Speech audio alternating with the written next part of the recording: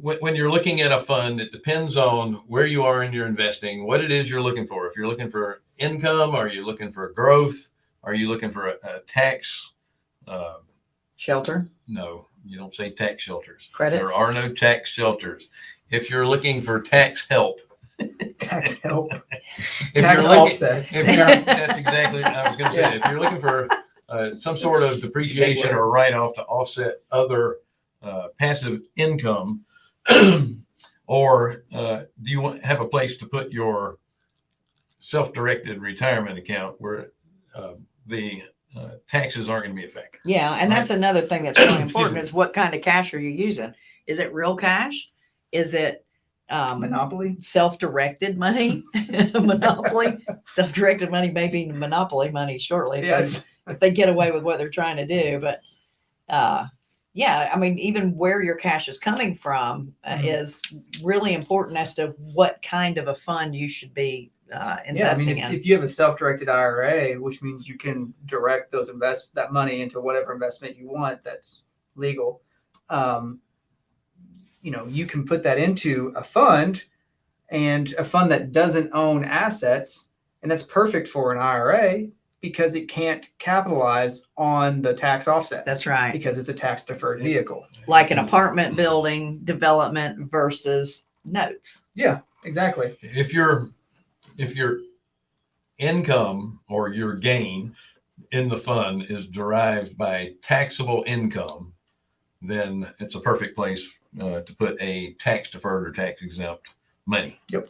If it's not, and you would like to have some of those write-offs, then you would invest in something that owns property that has that type of tax. The other thing to be thinking about too, that a lot of people just, blow through it and they don't really pay attention is there a life to this investment? Is it a 5-year term? Is it unlimited? Is it an evergreen? And can you compound the money that you put in, or are you going to have to take everything out? Yeah. Every quarter. So like syndications are typically, you get maybe a pref plus an equity piece on the back end, right? That would be a preferred return. Yeah. And in in a fund that compounds your principal, basically, I think we were talking about what example in the fund from someone that invested, I don't know, I think it was like $70,000 or something like that, right? Is that our parents? No, that's a different one. But yeah, we had someone that initially, I believe, put $50,000 in our fund, and after how long? 5 years? It was in 20. It was the end of 2015, first of 2016. So right about 5 years. Yeah, it had doubled, right? That I am talking about our parents. We had a 13.75% return because it was compounding over time. Yeah.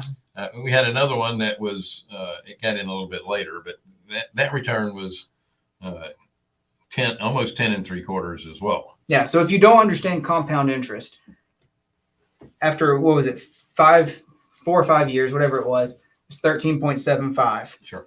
If they keep it in there and the fund, they keep their dividends in there. Not dividends. Yeah, they keep their principal and their distributions go back in, then that 13.75 just keeps getting bigger.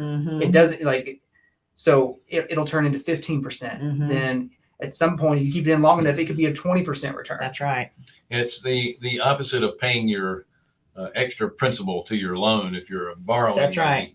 Because you're only being charged interest on the outstanding balance. And in this case, when you're compounding, you're being paid on the compounding, on the ever increasing balance.